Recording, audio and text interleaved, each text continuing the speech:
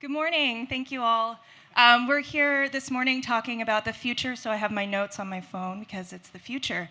It's so nice to be here with all of you, and I just wanted to start out by thanking today's organizers for convening this incredible celebration of food and all of the people who create content and cover every aspect of it.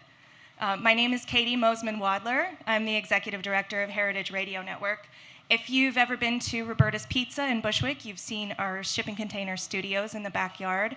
We are a nonprofit organization devoted to improving equity, sustainability, and deliciousness through 35 weekly podcasts about food, beverages, and agriculture. I've known our first speaker for almost 20 years, though only recently have our professional worlds so perfectly intertwined.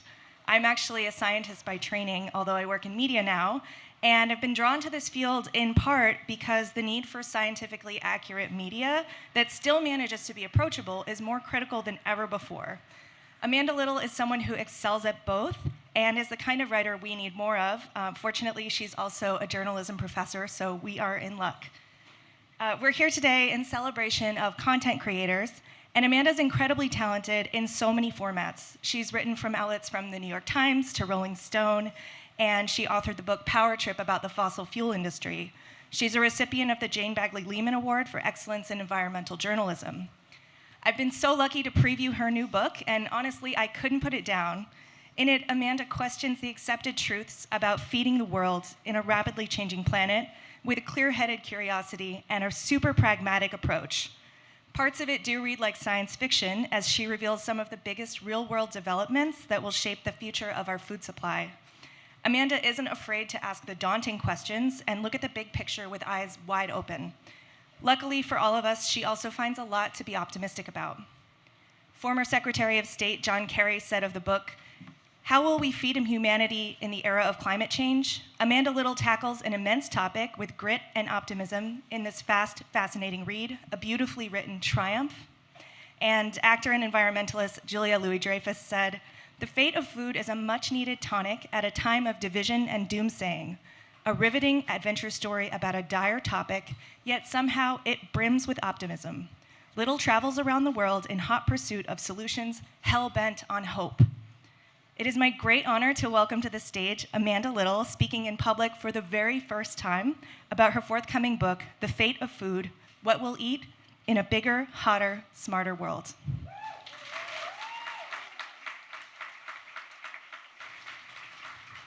Good morning. This is so exciting for me to be here. I'm so glad you mentioned, Caity, that this is the first time I've talked about the work I've done for this book. And I did print out some notes, not on my cell phone, but I would like to first nod to Sam Ski and She Media and the BlogHer community. This is an amazing audience, and it's a pleasure to be here. So give it up for Sam Ski, BlogHer. I've been working on this book for 4 years, and along the way, I've been reading the work you do. And you are the gateway between people and what they love most. I think it was playwright George Bernard Shaw who said, "There's no simpler or sincerer love than the love of food." And the work you do connects people to that love. I have a somewhat more complicated relationship to food. I'm a professor at Vanderbilt University, an investigative journalist, and I've been writing about the environment for 20 years or so. And I'm sort of less a practitioner of food than I am an observer, an investigator, an explorer. And I've been traveling the world for 4 years trying to understand the future of food, and specifically how we're going to feed humanity sustainably and equitably in the coming decades. And this book comes out actually June 4th, so we're about a month out, and I am, again, very excited to share with you some of my first sort of insights and thoughts about this process. The journey began in my backyard. I live in Nashville, Tennessee. Is anyone from the Southeast, from Nashville. Give it up for Tennessee.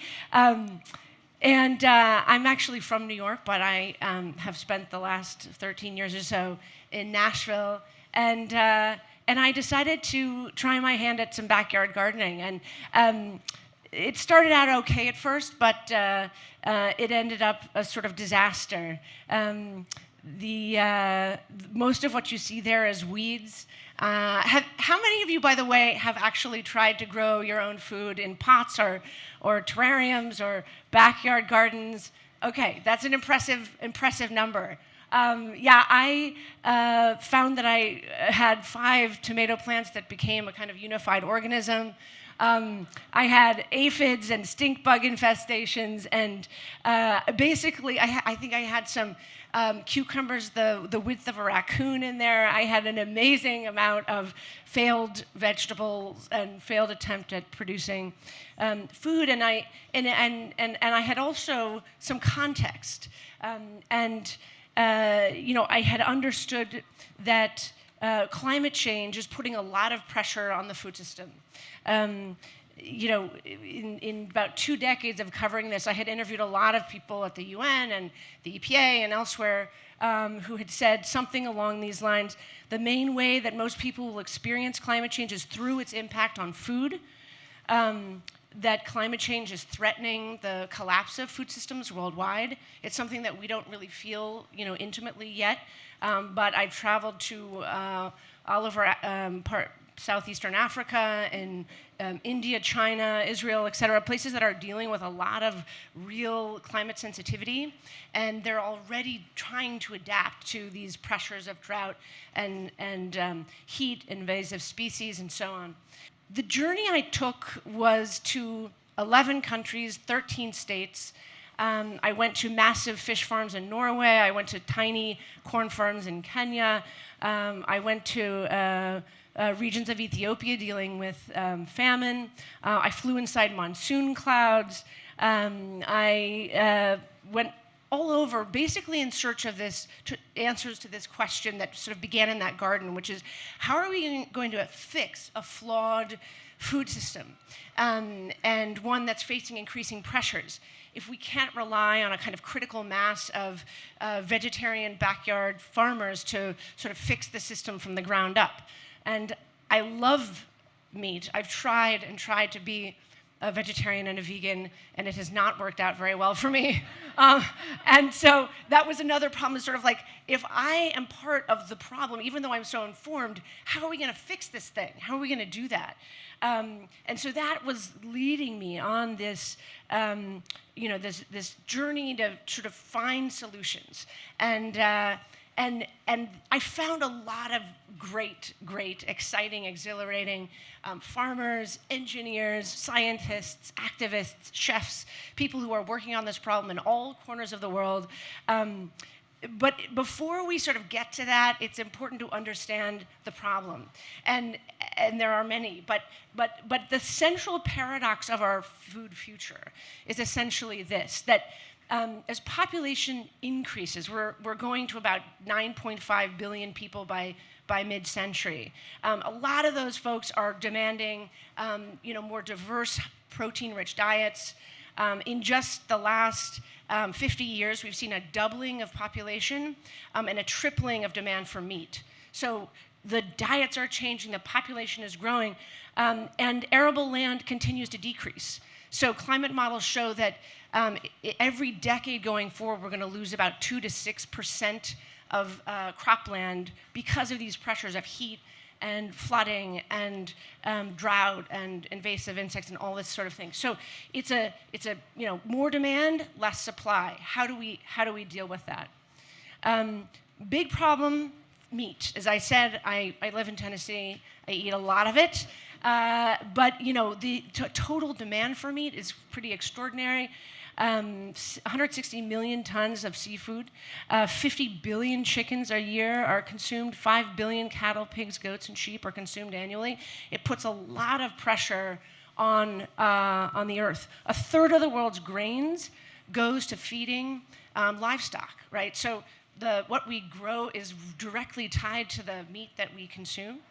and 70% of the world's fresh water, rivers and lakes, are dammed and tapped in order to feed farms that feed us and feed our livestock. So the food discussion is inherently an environmental discussion. And the risk is not just, I think a lot of us would be willing to cut back on meat and, have a sort of, lighter footprint diet. The problem is that a lot of what's on the line is also fresh fruits and vegetables. So, these are very water-intensive examples: apples and avocados, peaches and strawberries and coffee. Even in the last 3 years, we've heard stories of major disruptions in the supply of all these fruits and vegetables because of these climate pressures. Coffee in particular concerns me as a very loyal coffee drinker. But in other words, this is not just about meat. It's about how do we grow the food we love most and protect it. And this leads me to the good news. Plato, I think, said, necessity is the mother of invention.